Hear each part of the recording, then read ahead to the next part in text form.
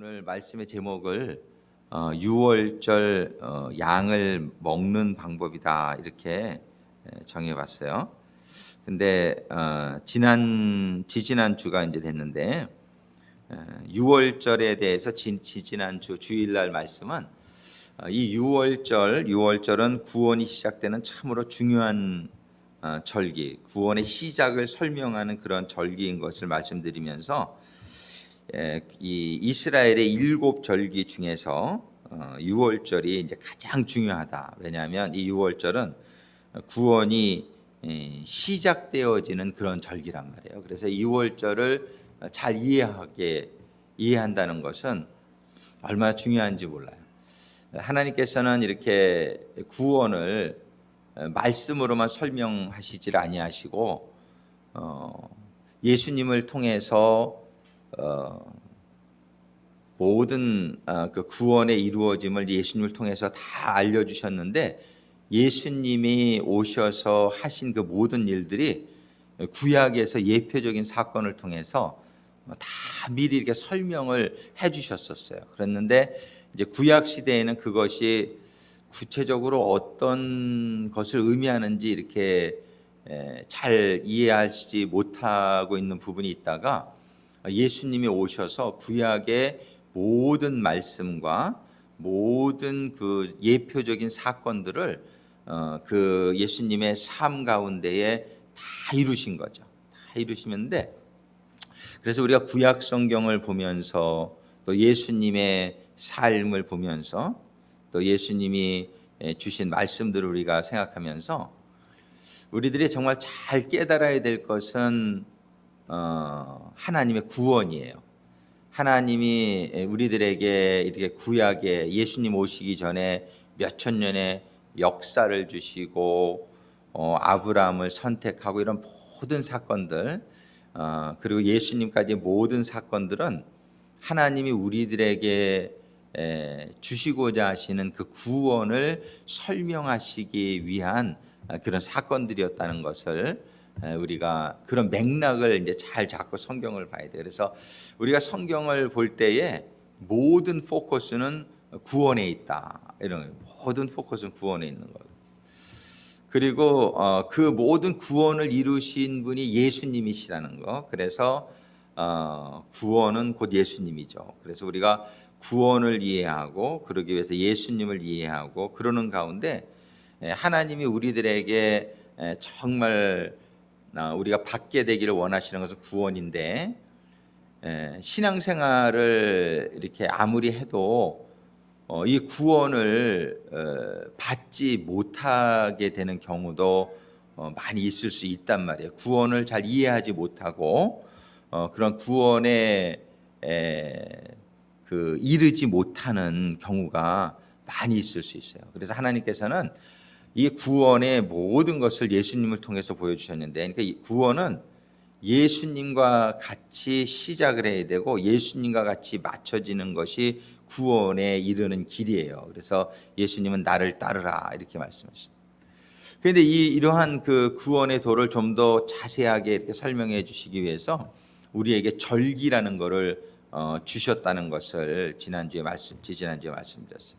이 절기를 통해서 하나님께서는 우리가 구원을 잘 구원을 받게 되기를 원하는데 절기에는 7절기가 있단 말이에요. 그래서 6월절로 시작되어지는 이 구원은 장막절까지 이르러야지 돼요. 그래서 장막절이 이르러질 때 그것이 뭐냐면 장막절은 하나님의 장막으로 우리가 회복되어지는 절기예요. 그래서 우리가 느헤미야서에서 또 스가랴서에서 우리가 성전의 회복과 성벽의 회복 그러면서 초막절, 장막절이 회복되어지는 그 사건을 이제 우리가 쭉 보다가 이것을 이 절기와 연결해서 우리가 한번 쭉 정리를 해보면서 이 스가랴서와 느헤미야서를 통해서 주신 하나님의 이 구원의 섭리와 하나님의 그런 구원의 과정, 그런 구원의 뜻을 잘 연결해서 이해할 수 있으면 참 좋겠다 싶어서 이 절기에 대한 우리가 공부를 이렇게 시작하게 된 것입니다. 그래서 우리가 이번 공부를 잘 하면서 이 말씀들을 그 스가랴서에서 시작된 그 성전의 재건, 수룹바벨을 통해서 성전의 재건이 20년 만에 이루어지고요. 그러고 나서 에스라를 통해서 말씀이 임하고 부흥이 일어나고 이러는 가운데 하나님께서 느헤미야를 통해서 성벽이 재건되어지는 사건, 그러면서 비로소 성전과 성벽이 재건되어질 때, 처음에 성전이 재건되어졌을 때는 유월절을 섬기게 하셨어요. 그러니까 이 성전의 재건이 신앙의 시작이에요. 그런데 이 신앙의 시작이 성벽의 재건을까지 갈 때에 그것이 이제 초막절을 지내게 하세요.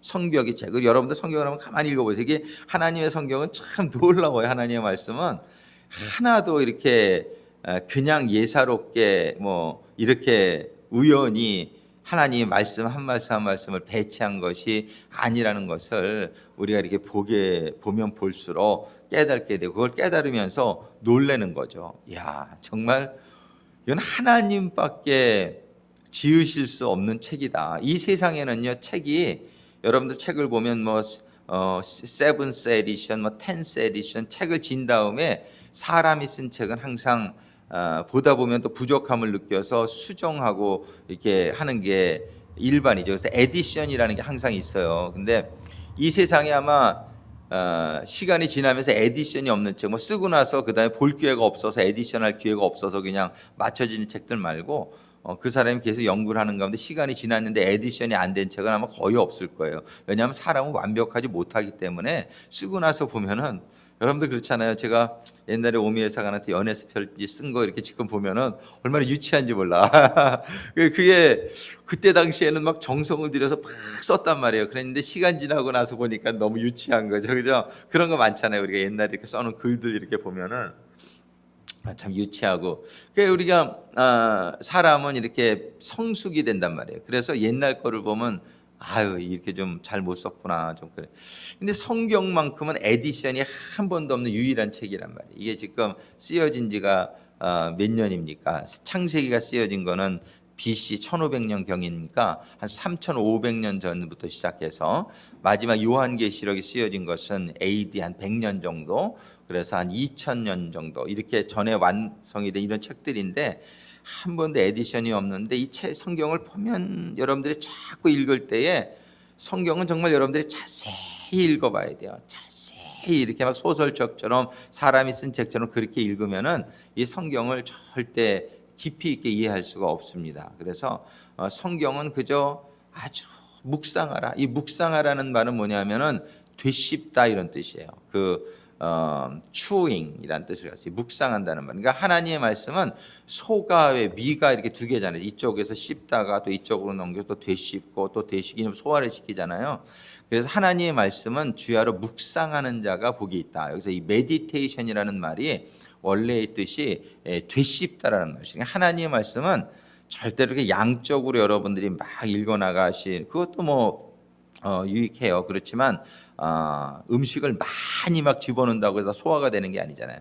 그러니까 여러분들이 말씀을 아주 묵상하실 수 있게 되기를 바랍니다. 그래서 묵상을 하다 보면 놀라운 하나님의 그런 정말 심오한 뜻이 구절 구절에 말씀 한 단어 단어에 이렇게 들어있는 것을 볼 수가 있어요.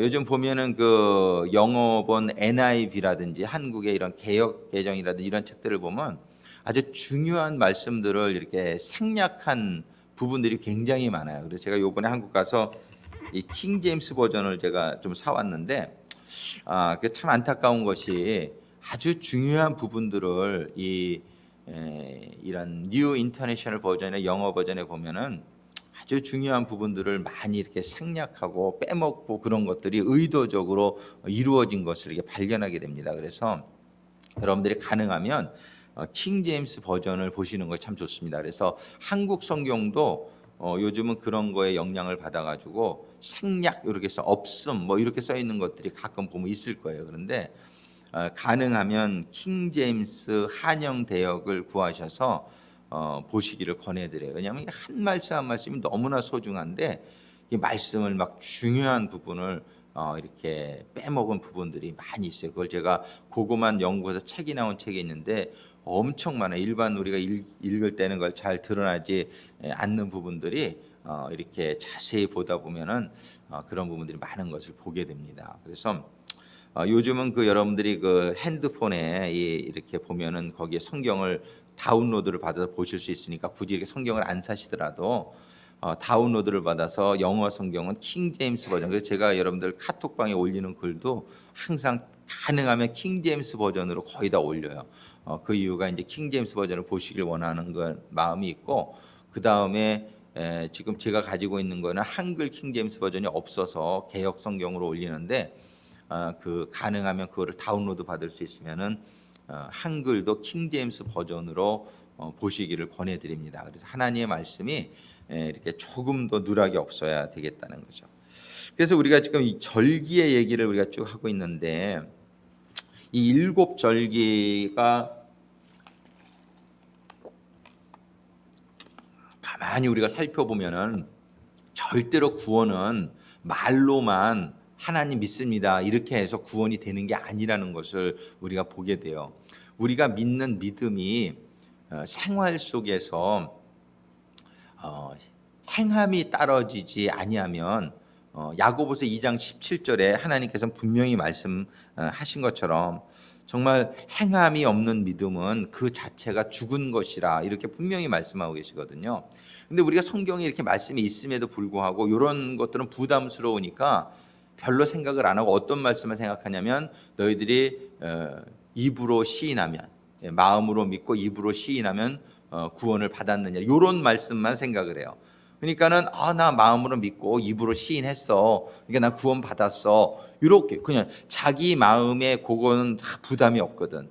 그러니까 그런 말씀만 기억하고 행함이 없는 믿음은 그 자체가 죽은 믿음이다, 이런 말씀은 이렇게 별로 생각을 안 하려고 그래요. 성경 말씀을 자기에게 유리한 거, 편한 것만 이렇게 내세우는 것이죠. 근데 성경은 절대적으로 전체적으로 봐야 돼요. 뭐든지 그렇지만 우리가 편파적이다 이런 건 참 좋은 단어가 아니잖아요. 우리는 부분적으로 성경을 보게 되면은 아주 이게 큰 후회를 하게 될 것입니다. 모든 것이 우리가 전체적으로 우리가 봐야 돼요. 부분적으로만 보고 그 사람을 판단하고 그러면 안 되죠. 우리는 그 사람의 전체를 봐서 해야 돼요. 영화도 우리가 전체를 봐야 되고 책도 우리가 전체를 읽은 다음에 말을 할 수가 있는 것이지, 부분적인 것만 보고서 말을 하게 된다면 그거는 아주 부분적인 의견이 될 수밖에 없는 것이죠.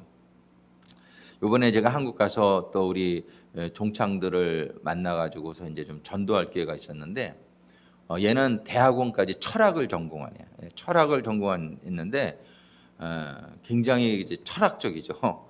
근데 이 철학이라는 것이 원래는 대학의 학문이 대학교 시작된 게 신학이에요. 원래 신학, 하나님을 모르고는 철학을 원래 할 수가 없어요. 하나님을 알아야 전체를 볼 수 있는 뷰가 생기는데, 하나님을 모르고서 철학을 한다는 건 전부 뭐냐면 코끼리 다리 만지기식이 된단 말이에요.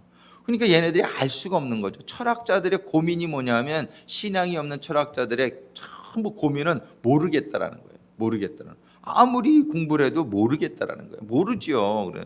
얘도 뭐 성리학과 무슨 뭐라 그러더라, 스토아 철학을 비교해서 이런데, 이게 전부 이건 뭐냐면 인간들이 만들어낸 학문은요, 아무리 연구를 해봐야 부분적인 그런 학문밖에는 될 수가 없어요. 왜냐하면 인간이 유한하기 때문에 그래요. 인간이 유한하기 때문에 그 자기의 한계성을 뛰어넘을 수가 없는 것이죠. 그렇기 때문에 자기의 머리로 논리로 아무리 철학을 해봐야 자기의 한계를 뛰어넘지 못하는 거예요. 근데 정말 감사한 거는요, 이 하나님 있는 사람들은, 우리들은 이 모든 걸 깨달을 수 없지만 무한하신 하나님이 우리들에게 그 논리와 원리를 깨닫게 해주면은 우리가 깨달음을 얻을 수가 있는 거예요. 그래서 우리의 실력으로는 알 수 없는 것을 하나님의 은혜로 알게 되는 것이 이게 진짜 깨달음이에요. 이게 하나님의 은혜로 우리가 알게 되어지게 될 때에, 제가 처음에 이렇게 은혜를 받을 때에 느낌이 꼭 그 조나단 시걸에 높이 나는 새가 멀리 본다 그런 말이 있잖아요. 근데 제가 은혜의 체험이 있기 전까지는 너무 답답한 거예요. 막 이렇게 인생을 너무 잘 모르겠는 거예요. 그랬는데 은혜를 받고 나서 느낌이, 제가 저 높은 곳에 올라가서 이 세상을 쫙 내려다보고 있는 느낌이었어요. 그전에는 나무는 보되 숲은 보지 못하는 그러한 삶이었다고 한다면, 하나님의 은혜가 임하니까 얼마나 그 높은 곳에 올라가서 이 세상을 쫙 제가 내려다보고 있는, 이 세상의 길이 다 보이고 막 이 환상으로 그런 느낌이 저에게 착 오는데 얼마나 감사했는지 몰라요. 하나님의 은혜가 임하면, 우리 여러분들이 하나님의 은혜가 임해서 하나님의 말씀이 깨달아지는 여러분들은 정말 하나님이 창조주라는 걸 믿고 하나님의 섭리를 공부하고 깨달은 여러분들은 이 세상에 어떤 인간적인 박사가 뭐 여러 개인 그런 철학자들이 그 깨달은 것보다, 여러분들은 그들보다 수준이 훨씬 높은 곳에 있다는 것을 믿으시기 바랍니다. 아멘. 여러분들은 정말 세상의 학문으로서는 알 수 없는, 그래서 하버드의 어떤 그 신학 교수가 전 세계에서 가장 뭐 공부를 많이 하고 유명한 인사 300명에게 편지를 했다 그러잖아요. 그 편지 제목, 그 질문을 하나 보냈는데 뭐냐면, 당신은 인생이 무엇이라고 생각하십니까? 이것을 질문을, 근데 철학이 제일 연구하는 게 뭐냐면 인생이거든요. 철학이 연구하는 게 인생이에요. 과연 인생이란 무엇인가? 이것이 철학이 연구하는 건데, 하버드 그 어떤 박사가 질문했는데, 이제 그 회신이 오지 않은 사람들이 많고, 회신 온 사람들의 80%가 뭐였냐면, 당신 그것 좀 알면 나 이렇게 알려주시오. 모르겠다라는 거예요. 그러니까 전 세계에서 가장 이렇게 정말 공부 많이 하고 똑똑한 사람들에게 편지를 보낸 거예요. 인생이 무엇입니까? 당신에게 인생은 당신 인생은 무엇이? 이거를 대답을 할 수가 없는 거예요. 미국 사람들한테 이런 질문을 제가 많이 했어요. 옛날에 군대에 있을 때 젊은 군인들에게 Have you thought about what is the life? 네가 인생이 무엇인지에 대해 생각해 본 적이 있느냐? 그러면 생각해 본 적이 없어요. 제가 볼 때는 한 5% 이상이 생각해 본 적이, 그러니까 인생이라는 것이 무엇인지를 생각해 본 적도 없고, 생각은 했어도 모르고, 그래요. 이 인생이라는 걸 모르고 살아가는 거예요. 사람들이요, 생각조차 안 하고 그냥 매일 아침 밥 먹고 그냥 막 살아가요. 인생이 뭔지를 모르고 살아가는 사람들의 인생이 어떻겠느냔 말이에요. 그러니까는 살고 나면 후회가 되는 거죠. 내가 이렇게 살 걸, 뭐 이렇게 막 후회가 되는 거죠. 인생에 대해 잘못 살았다는 생각을 갖게 되는 건데, 그 사람들은 다시 태어나도 또 잘못 살아요. 하나님을 모르고서는 인생 모르는 거예요. 하나님이 이 세상을 창조하셨다는 것을 모르고서는, 그거를 깨달지 못하고서는 인생을 정말 깨달을 수가 없는 것이죠.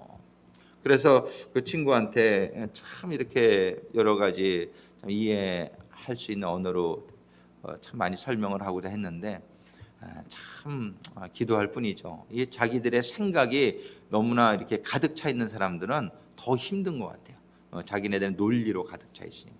우리는요, 정말 이제 하나님의 은혜로 우리가 인생을 깨닫게 되고 하나님을 깨닫게 되고, 그러는 가운데 이 구원이 정말 우리 인생에 너무나 소중한 거구나. 이 세상은 정말 구원을 위해서 존재하는 거구나. 이거를 깨닫게 된대. 말씀을. 그래서 우리 친구 하나가 또 저한테 오 목사, 내가 또 시험에 들었어. 내가 좀 그러면서 막 고민을 얘기하는 친구가 있었어요. 한국은 시험 들 게 너무 많은 것 같아요. 뭐 그냥 제가 그 일산에 있는 베델교회라고 이제 그 수요예배를 친구들하고 같이 이제 보기로 해서 갔는데, 너무 놀란 것이 교회를 딱 가운데 두고 이 사방이 완전 유흥가인데 온갖 그런 타락의 그런 유혹의 그런 사방이 쌓여 있는 거예요. 이런 데서 신앙생활을 하는 저들이 참 신기해.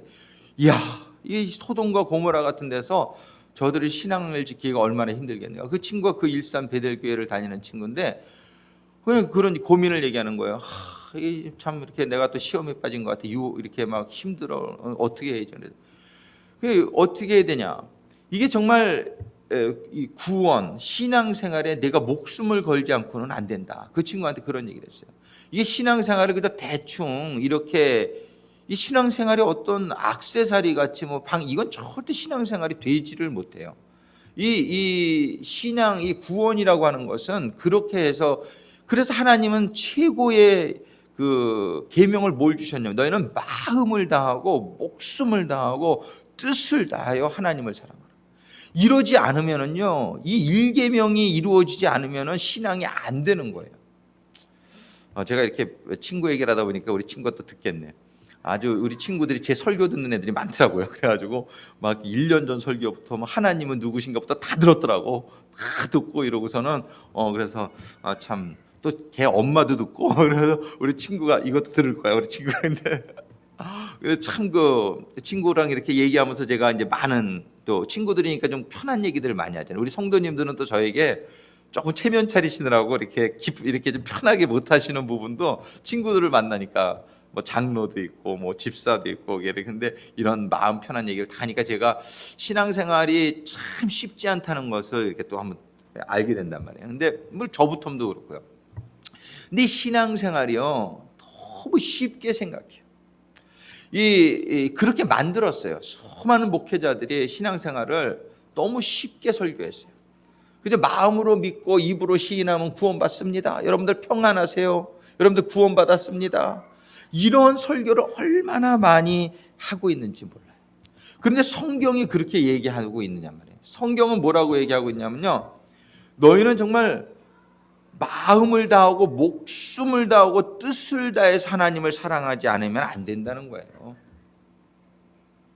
너희들이 죽기까지 충성하지 않으면 이 신앙생활이 안 된다는 거예요. 신앙생활은 그렇게 대충 할 수 있는 게 아니라 목숨을 걸고 이렇게 해야지만 되는 것이라는 것을 성경은 끊임없이 얘기하는 거예요. 이 성경을 보면요, 정말 순교자의 신앙. 그래서 예수님께서 그런 십자가에서 죽으시면서 그런 어떤 순교적인 신앙, 이런 타협하지 않고 정말 이 구원이라는 것을 우리가 진짜 깨닫게 되면은요, 이게 얼마나 중요한 것인지를 우리가 이제 그 밸류를 알게 된단 말이에요. 그러면서 모든 것을 올인할 수 있는 그런 마음가짐이 돼요. 이 구원을 깨닫게 되면. 이 구원이라는 것이 정말 하나님은 그래서 모든 이 쓰나미를 주시고 9/11을 주시고 이러는 모든 이유는 하나님이 얼마든지 막을 수 있으셨지만 하나님이 주신 거예요. 쓰나미도 하나님이 주신 거예요. 하나님의 허락 없이 일어나지 않아요. 9/11도 하나님이 주신 거예요. 그런데 이런 거를 다 주시는 이유는 뭐냐면 하나님의 포커스는 구원에 있기 때문이에요.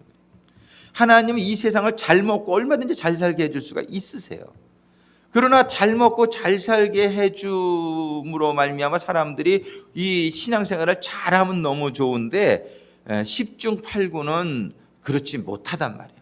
그러니까 하나님께서 우리들에게 끊임없이 고난을 주시면서 고난 때문에 저도 이번에 우리 친구가 어떻게 이렇게 신앙생활을 하게 됐냐고 누가 물어보더라고요. 그래서 정말 이제 다시금 생각해 보면 저는 미국에 와서 정말 이렇게 결혼 생활에서 너무 어렵고 처음에 막 이런 고난이 없었더라면 제가 신앙생활을 못 하게 됐을 거예요. 너무나 막 여러 가지가 어려운 가운데에 정말 사람의 힘으로 해결할 수 없는 그러한 이런 상황들을 만나는 가운데에 제가 간절히 뭔가 탈출구를 뭔가 이렇게 이 문제를 해결해 줄 수 있는 어떤 그런 신적인 도움을 요구할 때에 제가 겸손해질 수밖에 없었고 그런 고난 가운데 기도할 수밖에 없었고 그런 가운데 하나님을 만나게 된 것이 다시 한번 이번에도 제가 간증을 하면서 얼마나 감사했는지 몰라요. 여러분들에게 이 고난이 정말 성경은 축복이라고 얘기하는데 사람들은 그래도 하나님 말씀을 잘 믿질 않아요. 그저 이 세상에서 잘 되는 것이 축복이라고 생각해요. 근데 잘 되는 것도 축복이 아니라고 말하는 건 아니에요. 잘 되는 것도 축복인데 그 잘 되는 가운데 신앙생활을 잘하면 하나님이 정말 잘 되게 해주시는데 뭔가가 부족한 게 있으면 하나님이 고난을 주시는 거예요. 뭔가. 그러니까 이 고난을 정말 감사하게 생각을 해야 돼요. 욥이 그 고난의 의미를 처음에 깨달지 못했어요. 그래가지고 막 하나님을 막 원망하고 막 그런 얘기들을 많이, 왜 차라리 저를 낫지 않게 하시지, 이런 고난을 저에게 주시냐고 그러면서. 근데 나중에 그 고난의 의미를 욥이 깨닫게 되게 될 때에 얼마나 욥이, 이제는 제가 너무너무 하나님이 고난해 주시는 걸 깨닫게 될 때 제가 죄를 뒤집어 쓰고 제가 울면서 이제 한마디도 하지 않겠습니다. 하나님, 제가 너무 잘못했습니다. 그동안 입 벌려서 하나님한테 그걸 원망했던 그거를 얼마나 회개하는지 몰라요, 이 욥이. 그러면서 그 자기의 잘못, 자기를 의롭다고 생각했던, 자기 의에 빠졌던 그 죄를 이 욥이 회개하게 될 때 하나님이 얼마나 기뻐하시는지 몰라요. 예, 욥에게 준 고난이 왜 의미가 없냔 말이에요. 왜 의미 없이 하나님이 고난을 주시는 적이 어디 있냔 말이에요. 하나님 뭔가 당신에게, 뭔가 우리에게 깨닫게 해주신 것이 있기 때문에 고난을 주시는데 그거를 붙들고 기도하지 않고 그냥 왜 하나님을 원망하고 이런 마음을 가지는 건 너무 하나님이 안타깝게 하는 거예요. 하나님은 그냥 모든 참새 한 마리도 땅에 떨어지는 것이 하나님의 뜻이 없으면 떨어지지 않는데 어찌하여 사랑하는 우리들에게 이런 의미 없는 고난을 주시냔 말이에요. 우리는 정말이지 하나님의 모든 포커스는 어디에 있냐면요, 이 세상에 있지를 않단 말이에요. 하나님이 우리들에게 주시고자 하시는 것은 이 세상의 축복 정도가 아니란 말이에요.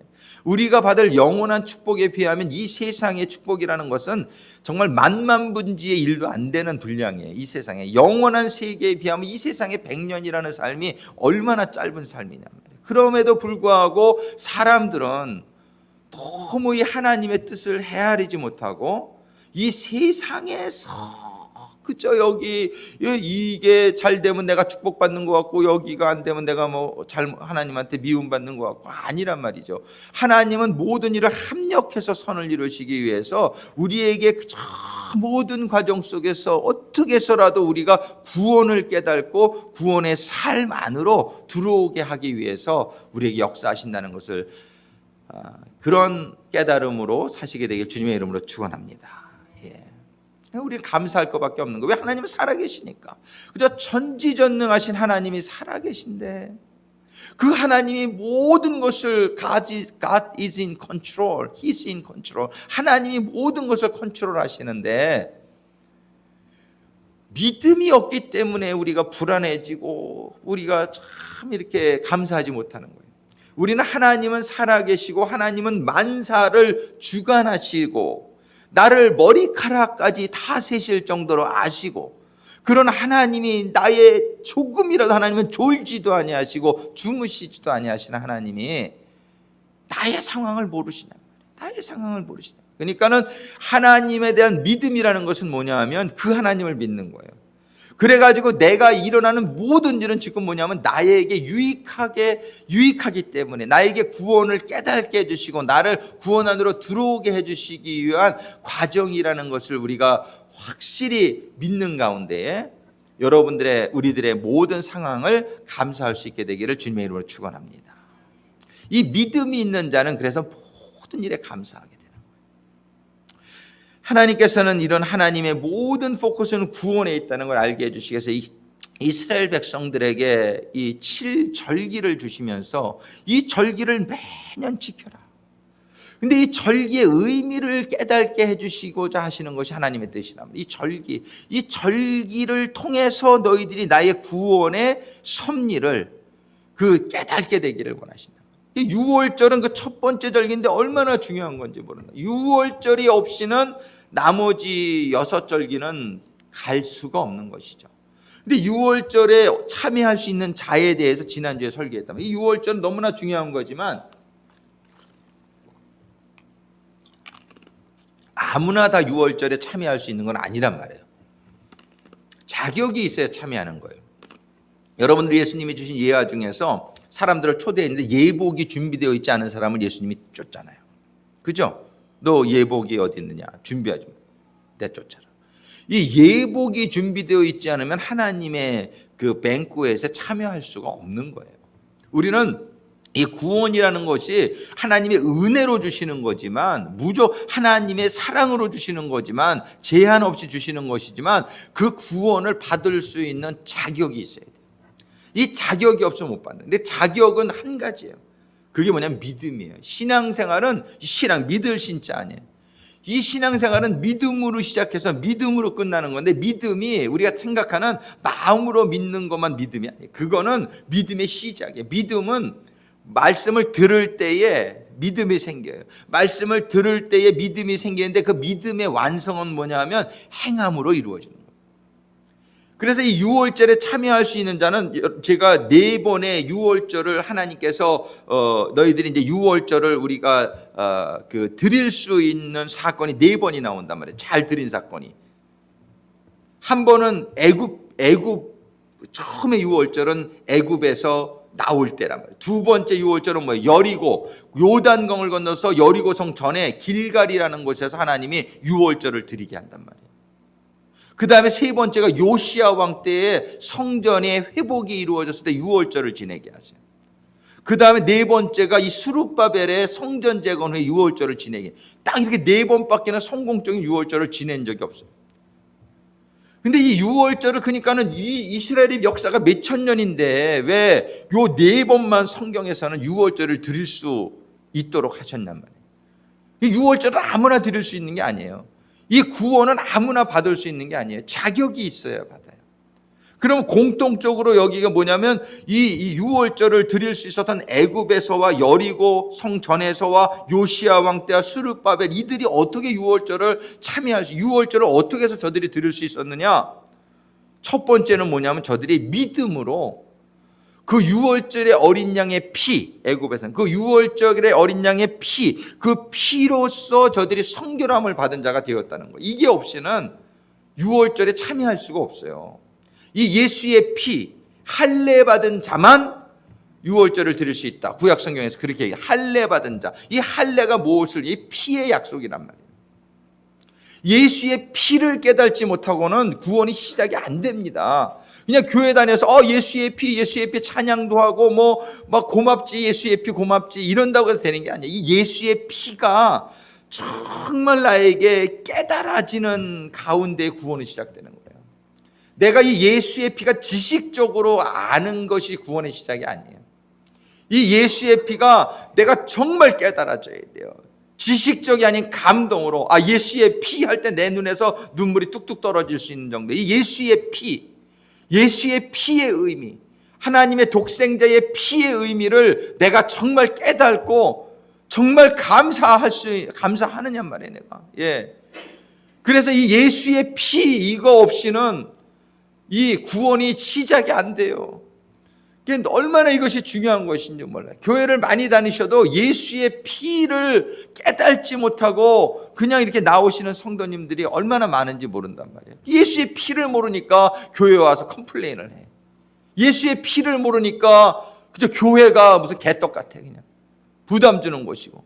이 예수의 피를 깨닫게 되면은요, 이거는 이 감동은, 예수가 나를 위해서 피는 뭐예요? 생명이잖아요. 나에게 생명을 주셨는데 내가 온 재산을 다 팔아서 바쳐도 이거는 내 목숨을 드려도 이건 예수님의 목숨하고 비교할 수가 없는 거예요. 근데 이 예수의 피가 나에게 깨달아지지 않기 때문에 이거 하나님한테 원망이 나오고요, 막 신앙생활이 아주 개떡같이 되는 거예요. 이게 예수의 피가 깨달아지질 않아서 그런 거예요. 그러니까 예수의 피가 깨달아질 수 있게 되기를 주님의 이름으로 축원합니다. 이게 어떻게 깨달아지느냐? 그냥 말씀을 읽으셔야죠. 믿음은 들으면서 난다 그랬으니까 그냥 이 성경은 전체를 읽으면서 예수의 피를 발견해야 돼요. 예수의 피. 구약 성경 보세요. 피자만 어떤 거 옛날에 강문호 목사님이 성경에서 피자를 자기가 한번 빨간색을 칠해봤대. 저거로. 완전히 피투성이 되래. 이 성경은 피투성의 책인데 왜 피 얘기가 이렇게 많이 나오냔 말이에요. 왜 피 얘기. 예수님이 유월절 그 만찬을 하면서도 이 잔은 내 피다. 내 피다. 이 피 얘기를 왜 이렇게 많이 하죠? 이 피를 깨닫는 것이 너무 중요하기 때문에 그래요. 예수의 피의 은혜가 깨달아지게 되기를 주님의 이름으로 축원합니다. 예수의 피. 이 예수의 피, 유월절 어린 양의 피, 이 피를 말씀을 읽으시고 그 다음에 기도하면서 성령님의 그런 깨달음이 임해야 되는 거예요. 하나님의 깨달음은 내 논리와 지식으로만 되는 게 아니에요. 논리와 지식이 필요해요. 논리와 지식을 가지고 우리가 말씀을 보고 분석을 하고 필요한데, 그 다음에는 어떻게 되냐면 그 위에 기도를 해서 성령님의 그런 깨닫게 하시는 그 역사가, 피는 능력이에요. 이 예수의 피가 깨달아지는 순간 나에겐 놀라운 하나님의 생명의 능력이 임하게 되는 거예요. 주의 보혈, 주의 보혈. 예. 그 주의 보혈, 예수의 피, 이것이 능력이에요. 이 유월절은 뭐냐면 예수의 피의 사건이에요. 그 피를 갖다가 문설주 좌우에 바르고 그 다음에 문인방에 바르는 거예요. 피로 그냥 문 사방을 칠하는 거예요. 지난주 주보가 그 피를 바르는 그거였는데, 이 피를 바르는 거예요. 그것이 구원의 시작이에요. 예수의 피를 깨닫지 못하고 나에게 예수의 피가 발려지지 않은 가운데 나는 이제 그리스도인이라고 말할 수가 없는 거예요. 아직 구원이 시작되지 못한 거예요. 그러니까는 그저 예수의 피를 깨닫게 되는 은혜를 위해서 우리들이 노력해야 돼요. 그래서 예수의 피, 이 사람이 유월절을 들어갈 수 있는, 그래서 애굽의 유월절은 예수의 피. 그 다음에 이 예수의 피, 그 다음에 여리고 성에 들어간 사람들은 뭐냐면 이 믿음으로 그 피를 믿고 그 다음에 성결함을 받은 다음에 뭐냐면 삶 가운데서 그러한 삶으로 믿음이 증거되어져야 돼요. 이 믿음이 증거되어지지 않으면 하나님께서는 행함이 따르지 않는 믿음은 죽은 믿음이다. 그 자체가 죽은 믿음이다. 그래가지고 유월절을요, 성전이 재건된 후에 지내게 하시고, 그 다음에 성전이 회복한 후에 유월절을 지내게 하시고, 40년 광야를 통과한 후에 유월절을 빌어서 지내게 하셨단 말이에요. 그러니까 유월절이라는 건 절대로 마음으로만 믿고가 아니다. 유월절을 그럴 것 같았으면 광야에서 지내게 하셨을 거예요. 근데 그렇게 안 하셨어요. 광야에서 유월절 지내게 못 하셨어요. 성경 가만히 읽어보세요. 광야를 다 지나서 요단강 건넌 다음에 첫 번째 사건이 뭐냐면 할례를 받으라. 예. 피를 다시 기억나게 하시고 할례 받게 하신 다음에 유월절을 드려라. 이렇게 말씀하시는 거예요.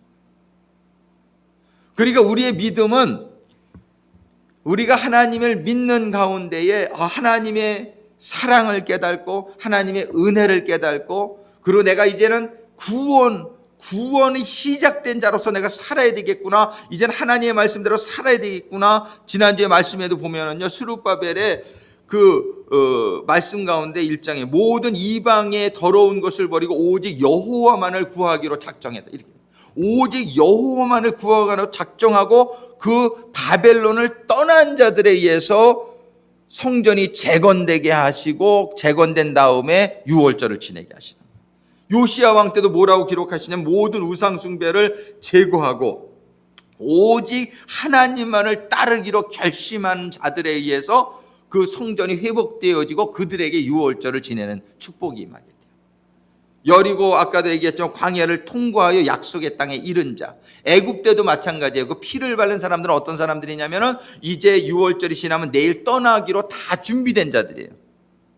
이게 신앙생활은 내가 살던 곳에서부터 떠나는 것이 신앙생활의 시작이에요. 아브라함에게 너는 너의 고향과 친척을 다 떠나라. 이 떠나는 것부터가 신앙생활이에요. 그런데 우리는 그렇게 하느냐 말이에요. 신앙생활을, 내가 지금 살고 있는 모든 터전을 그대로 여기서 살면서 그 생각 가지고 그대로 살면서 신앙생활 하려고 하는데 그건 아직 유월절 시작이 안 된 거예요. 유월절을 드리는 사람들의 한결같은 것이 뭐냐면은 자기가 그동안 살던 기반을, 그동안 살아오던 세상적인 모든 문화와 그러한 습관과 그런 것들, 그러니까 새 포도주는 새 포도주 부대에 담지 않으면 안 된다고 성경은 얘기하는 거예요. 이 하나님의 생명, 이 하나님의 복음은요, 하나님의 구원은 절대로 헌 포도주 부대에는 담을 수 없다라고 주님은 분명히 말씀하신다. 그럼에도 불구하고 우리들의 삶은 그냥 어떻게 해서라도 아직까지 그 옛사람의 모습을 그냥 가지고 적당히 신앙생활을 하려고 하는 것이 우리들의 문제예요. 헌 옷에서 새 옷을 기우면은요 찢어져 버린다고 돼 있어요. 그러니까 안 된다는 거예요. 우리는 새 옷을 입어야 되고 우리는 새 포도주 부대가 되어줘야 돼요. 이게 결단이에요. 이게 신앙생활은 참 쉽지 않다는 것을 우리가 생각하게 돼요. 아주 완전히 작정을 해야 돼요. 그 전에 제가 몇 번 말씀드렸는데 우리 은혜를 받았는데 그 목사님이 설교를 하다가 신앙생활은 이렇게 껑충 뛰더니 180도로 싹 돌치더라고요. 이렇게 완전히 세상 등지고 완전히 옛사람과는 결별을 하고 그리고 새 사람으로 new creation. 근데 이것이 하루 이틀에 되지 않죠. 근데 이러한 결단을 가지고 우리가 살아가는 가운데에 무교절을 지나고 그 다음에 초실절을 만나고 오순절을 만나고 이게 우리의 변화와 성숙의 과정이에요. 그리고 이러한 변화와 성숙의 과정은 매일 이루어져야 되는 거예요. 매일. 신앙생활은 항상 현재형이 돼야 돼요. 그러니까 아침에 이 오순절은 6월절의 어린 양은 언제 잡아요? 저녁 때 잡아요. 이게 성경적으로 하루의 시작은 해질 때 시작합니다. 해질 때 잡으라는 거예요. 왜 해질 때 잡으라 그랬나? 곰곰이 생각을 해보겠다. 우리가 아침에 해가 떠야 하루가 시작되는 것 같은데 그렇지가 않다는 거예요. 이 새벽 기도에 나올 수 있는 비결은 뭐냐면요. 저녁에 잠을 일찍 자야 돼요. 아주 쉬운 논리인데 그것을 못하기 때문에 새벽 기도 나오기 힘든 거거든요. 근데 마찬가지예요. 우리가 아침을 하루를 잘 보내기 위해서는요. 이 하루를 그 전날 저녁에 준비해야 돼요. 그날 아침에 눈 뜨면서 준비하면 늦어요. 항상 저녁에 준비하는 사람하고 아침에 준비하는 사람은 이게 삶의 질이 달라지는 거예요. 그러니까는 성경에서 하루의 시작은요. 해질 때 시작하는 거예요. 해질 때 6월절의 어린 양을 잡는 거예요. 6월절 어린 양이 뭐냐면은 그게 우리의 속죄의 피죠. 그래서 우리는 저녁에 해질 때마다 경건하게 하루를 돌아다 보면서 하나님 오늘도 하루 사는 동안에 저의 잘못을 깨닫게 해주시옵소서. 예수님의 보혈로 제가 죄사함을 받고 이게 하루의 시작이 돼야 돼요. 이 죄사함을 받는 가운데에 다시 한번 경건한 마음을 작정을 하면서 시작하는 거예요. 그 아침에가 뭐냐면 부활이에요. 부활절이에요. 부활절은 새벽에 해 뜰 때 주님이 부활하셨어요. 그게 초실절이에요. 그래야 우리는 6월절과 무교절을 밤에 지내야 새벽에 해 뜰 때에 우리는 초실절을 맞이할 수 있는 거예요. 초실절을 맞이하면서 그 초실절이 바로 오순절로 연결되는 거예요. 성령의 능력이 임하는 것이죠. 그 성령의 능력으로 하루를 성공적으로 살아가는 거예요. 승리하면서. 그래도 저녁 때 되면 또 잘못하는 게 있을 수 있다. 우리가 완전하지 못하니까. 그러니까 뭐야? 나팔절의 경고를 통하고 속죄의 일을 거쳐서 장막절에 이르게 되는 거예요. 그 장막절은 그 기쁨을 날마다 우리가 부족하지만 또 속죄일을 한번 그러고 나서 이제 해질 때 또 6월절 어린 양의 보혈 앞에 무릎을 꿇고 이건 하루의 사이클 가운데에 매일 7절기가 체험되어져 가는데 우리는 점점 완전을 향해서 나가는 것이죠. 우리는 이 6월절이 하루의 시작이다. 신앙의 시작이요 하루의 시작이에요. 1년의 시작이고 하루의 시작이에요. 그래서 우리는 매일 저녁마다 예수의 보혈의 그 은혜 속으로 들어가야 돼. 해질 때요. 그 어린 양을 잡아서 그 피를 가지고 문설주에 바르고 6월절 저녁은 시작되는 거예요. 이런 성결함과 그 다음에 행함이 있은 후에 사실 오늘은 6월절 양을 먹는 방법을 말씀드리고자 했는데 제가 5분 안에 간단히 얘기하고 우리 주일날 요거에 대해서 포커스를 좀 맞추겠어요. 근데 6월절 먹는 양은 미리 준비해야 돼요. 1월 15일 날이 1월 14일 날이 6월절 밤인데 1월 10일 날 양을 준비하라고 그러세요. 그 출애굽기 12장 2절 3절 우리 한번 같이 읽어보겠습니다. 같이 읽습니다. 이달로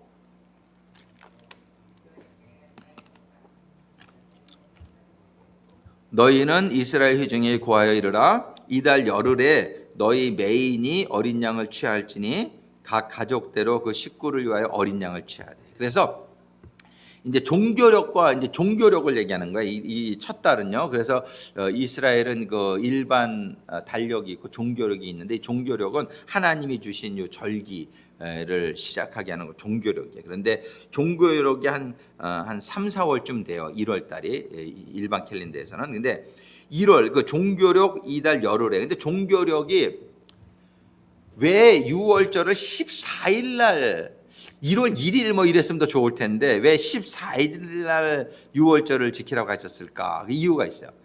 이 여러분들 요즘 테트라드라는 말 들어보셨어요? 계기일식.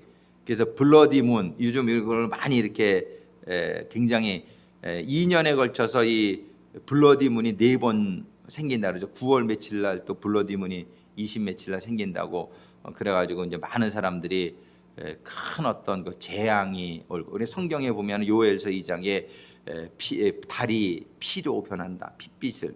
그게 이제 실질적으로 계기일식 때 달빛이 핏빛 같이 보이거든요, 빨갛게. 그런데 이 풀문, 이 보름달, 이거에 큰 의미가 있어요. 이거 저는 아직 거기에 깊이 공부를 못 해가지고 아직 자세한 거를 말씀드리기 못 하는데, 이 6월절이 1월 14일 밤을 지내면서 풀문, 1월 15일이 그 풀문이잖아요. 그 보름달을 맞이할 때 6월절을 시작할게요. 그 다음에 마지막 장막절이 또 언제예요? 7월 15일이에요. 종교력으로. 그것이 또 보름달이에요. 그래서 그 하나님이 그런 보름, 그리고 왜 예수님의 족보를 보면은 아브라함부터 다윗까지가 14대요. 다윗부터 14대요. 그죠? 그 14대가 뭐냐면은 예수님이 보름달 중에 보름달, 최고의 왕으로 오신 예수님을 표현할 때 그렇게 하신 거예요. 그러니까 그런 대수까지도 다 의미가 있어요. 근데 이 6월절이 바로 14일 날 밤에 어린 양을 잡으다. 이거 뭐냐면은 보름달 때의 6월절을 섬기게 하시는 거예요. 이 구원의 시작에 어떤 축복, 이런 축제의 그런 의미라고 그럴까. 우리가 보름달 뜰 때 화나잖아요. 그러니까 우리도 정월대보름 뭐 이럴 때 우리가 한국에서도 보면은 강강수월에 나와서 춤도 추고 이렇게 잔치가 벌어지잖아요. 그러니까 하나님의 이 축복의 절기라는 것을 가르쳐 주시기 위해서 보름에 이거를 지내게끔 돼 있어요. 그런데 그걸 미리 준비해야 돼요. 10일 날, 4일 전에. 그 다음에 어린 양을 사람의 숫자대로 준비해야 된다고 말해요. 메인을 위하여, 메인이라는 건 각 개인을 위하여 양을 준비해야 된다. 이렇게 준비해야 돼. 세 번째, 그 고기를 먹어야 되는데 그 고기는 뭐냐면 육으로 오신 예수를 상징해요. 예수님께서 성만찬할 때에 이 떡은 나의 몸이요, 이 잔은 나의 피다, 이렇게 얘기하시잖아요. 그래서 이 고기는 육으로 오신, 즉 말씀이 육신이 되신 예수를 상징해요. 고기를 먹는다는 것은 영적으로 주님의 말씀을 먹는 것을 의미하고, 근데 그 말씀을 불에 구워서 먹어라, 날거로 먹지 마라 이런다. 그리고 물에도 삶아서 먹지 마라 이렇게 얘기하세요. 오직 불에만 구워서 먹어야 돼. 그게 뭐냐면 날거로 여러분들이 하나님의 말씀을 읽을 때 생짜로 날거로 이렇게 먹으셔서는 안 돼요. 그리고 물에 삶아서 이렇게도 먹지 말라는 거예요. 근데 왜 불에 구워서 먹는다는, 불은 성령을 상징한단 말이에요. 그러니까 하나님의 말씀을 먹을 때는 늘 기도하면서 성령의 깨닫게 하심으로 먹어야 된다는 거예요. 그 다음에 무교병과 함께 먹으라는 거예요. 무교는 뭐냐면 거룩한 삶을 의미해요. 그것은 이 말씀이 실천이 따르는 말씀이 되어야 된다는 것을 상징해요. 그 무교병과 함께는 말씀을 먹을 때에 우리가 꼭 실천을 동반하면서 말씀을 먹으라는 거예요. 세 번째, 쓴나물과 함께 먹으라는 거예요. 하나님의 말씀대로 살 때에 어렵다는 것이. 왜? 나는 여태까지 말씀대로 안 사는 것에 너무 익숙해 있어. 그래서 하나님의 말씀대로 사는 것은 쓴나물을 먹는 것 같은 고통이 따를 수 있어요. 그러나 그것이 6월절의 양, 6월절을 먹는 방법인 것을 말씀하세요. 네 번째는 그 머리와 정광이와 내장을 다 먹으라고 얘기하세요. 다 불에 구워 먹고.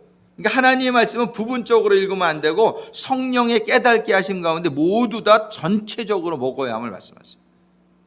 나는 어느 책이 더 좋아, 마음에 들어, 이렇게 해서 안 된단 말이에요. 어느 부분, 이렇게 부분적으로 성경을 먹어서 안 되고 머리와 정광이와 내장을 다 불에 구워서 먹어라. 불에 구워서 먹되 하나님의 말씀은 가감해서는 안 되고, 그 다음에 창세기부터 요한계시록까지 다 먹어야 된다. 다. 그래서 그런 마음을 가지고 6월절 양을 먹어야 된다. 다섯 번째는 그날 먹여야가 아니고 먹어야인데, 제가 잘못, 먹어야 할 말씀은 남겨두지 말고 다 먹고. 왜냐하면 거기 보면 아침까지 남겨두지 말며 다 먹으라. 아침까지 남은 것은 곧 소화하라. 그러니까 하나님의 말씀은 그렇게 먹을 때 여섯 번째가 참 또 중요해요. 출애굽기 12장 11절 우리 같이 한번 읽겠습니다. 너희는 그것을 이렇게 먹을지니 허리에 띠를 띠고 발에 신을 신고 손에 지팡이를 잡고 급히 먹으라. 이것이 여호와의 유월절이니라. 하나님의 말씀을 먹을 때 이렇게 먹으라는 거. 어떻게 보면 허리에 띠를 띠고 발에 신을 신고 손에 지팡이를 잡고 급히 먹으라. 여기서 제일 중요한 말은 뭐냐면 하나님의 말씀은 급히 먹으라는 거예요. 하나님의 말씀 먹는 거를 너무나 이렇게 여유 두고 이렇게 이렇게 하지 마시고 아주 급히 먹으라. 그러나 꼭꼭 씹어서 메디테이션 하면서 먹으라. 이것이 여호와의 유월절이니라. 이렇게 말씀하셨어요. 그러니까 이제 유월절에 참여할 수 있는 사람도 아무나 참여할 수 있는 건 아니지만 내가 정말 하나님의 피를 믿고 이제 하나님 말씀대로 살고자 하면서 유월절에 양을 먹을 때에 여러분들이 오늘 주신 이 말씀 출애굽기 12장 1절로 13절 14절까지의 말씀을 여러분들이 잘 읽어보면서 이번 주일날 이 말씀을 제가 좀 더 이렇게 또 나누고자 하는데, 이 유월절에 어린 양을 먹을 수 있는 자격을 갖췄는데 그 다음에 유월절 어린 양을 어떻게 먹으라 그러냐면요, 급히 먹으라는 거예요. 모두 다 먹으라는 거예요. 불에 구워서 먹으라는 거예요. 우리가 이 교훈을 잘 이해하는 가운데에 우리의 신앙생활 가운데 진정한 유월절이 체험될 수 있게 되기를 주님의 이름으로 축원합니다. 이 시간에 우리 오늘 주신 말씀을 생각하면서 잠깐 같이 기도하시겠습니다.